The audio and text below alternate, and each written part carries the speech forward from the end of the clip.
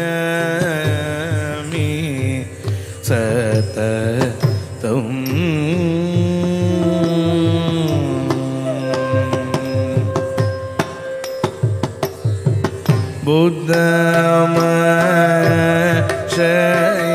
बुद्धमशयामि सततं सुरविनुतं चलतरासुतं बुद्धमशयामि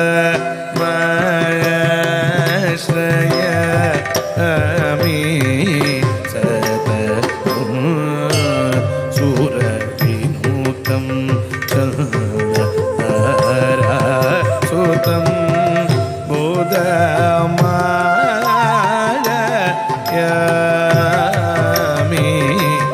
सततं सुरविनुतं चलतरासुतं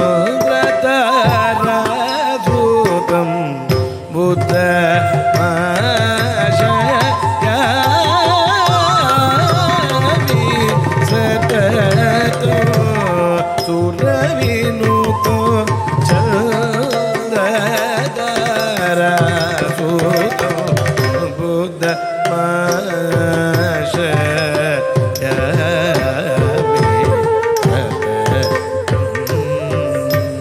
सुरविनुतं चलतरासुतं बुद्धमशयामि सुरविनुतं चलतरासुतं बुद्धमशयामि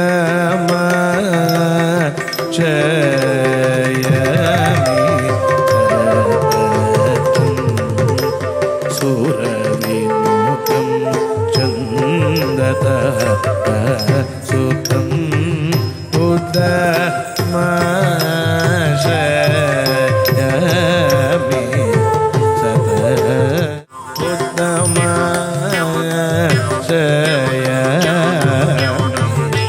सततं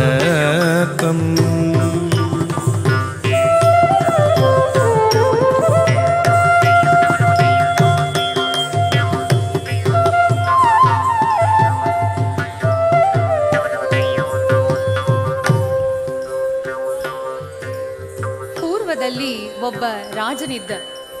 ಆತ ಬಹಳ ಪುಣ್ಯಾತ್ಮ, ಪ್ರಜೆಗಳ ಒಳಿತನ್ನು ಬಯಸುವವನಾಗಿದ್ದ. ಆದರೆ ಒಮ್ಮೆ ಆ ರಾಜನು ಚಿಂತೆ ಪಡುವಂತಹ ಸ್ಥಿತಿ ಉಂಟಾಯಿತು. ಊರಿನ ಜನರು ಬಹಳಷ್ಟು ಕಷ್ಟವನ್ನು ಪಡುತ್ತಿದ್ದರು. ವ್ಯಾಪಾರ ವ್ಯವಹಾರವೆಲ್ಲವೂ ನಷ್ಟದಲ್ಲೇ ಇರುತ್ತಿತ್ತು.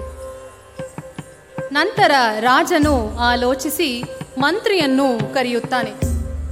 ಮಂತ್ರಿಗಳೇ, ನಮ್ಮ ರಾಜ್ಯದಲ್ಲಿ ಏನಾಗುತ್ತಿದೆ ಎಂದು ಕೇಳಿದಾಗ ಮಂತ್ರಿಯು, ಪ್ರಭುಗಳೇ, ನಮ್ಮ ರಾಜ್ಯದಲ್ಲಿ ಬೆಳೆ ಇಲ್ಲ, ಸಂಪತ್ತಿಲ್ಲ, ಎಷ್ಟು ದುಡಿದರೂ ಲಾಭವಾಗುತ್ತಿಲ್ಲವೆಂದು ಹೇಳುತ್ತಾನೆ. ಆಗ ರಾಜನು, ಇದೇನಾಗುತ್ತಿದೆ ನಮ್ಮ ರಾಜ್ಯದಲ್ಲಿ? ನಮ್ಮ ಜನರಿಗೆ ಸುಖವಿಲ್ಲದಂತಾಗಿದೆ, ಇದಕ್ಕೊಂದು ಪರಿಹಾರ ಹುಡುಕಲೇಬೇಕೆಂದು ಗುರುಗಳನ್ನು ಕರೆತರಲು ಮಂತ್ರಿಗಳಿಗೆ ಆಜ್ಞಾಪಿಸುತ್ತಾನೆ.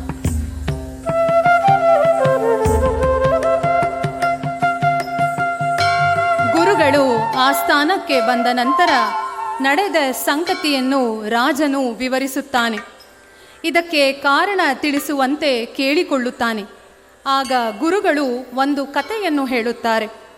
ಹಿಂದೊಂದು ಊರಿನಲ್ಲಿ ಒಬ್ಬ ವ್ಯಾಪಾರಿಯು ಮತ್ತೊಂದು ಊರಿಗೆ ಹೋಗಿ ಲಾಭವನ್ನು ಪಡೆಯುತ್ತಾನೆ. ಊರಿಗೆ ಪುನಃ ಬರುವ ಸಂದರ್ಭದಲ್ಲಿ ಯಾರು ಎಷ್ಟೇ ಹೇಳಿದರೂ ಬುಧವಾರ ಪ್ರಯಾಣಿಸದೆ ಮಂಗಳವಾರದ ಪ್ರಯಾಣವನ್ನು ಬಳಸಿ ದಾರಿಯಲ್ಲಿ ತನ್ನ ಸಂಪತ್ತೆಲ್ಲವನ್ನು ಕಳೆದುಕೊಳ್ಳುವ ಪರಿಸ್ಥಿತಿ ಒದಗಿ ಬರುತ್ತದೆ.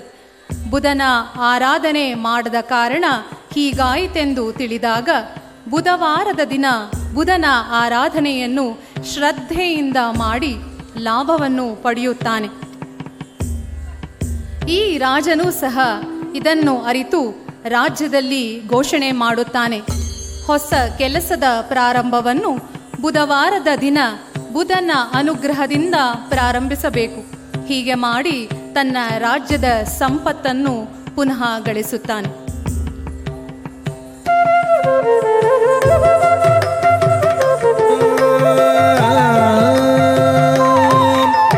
ಬುಧದೇವ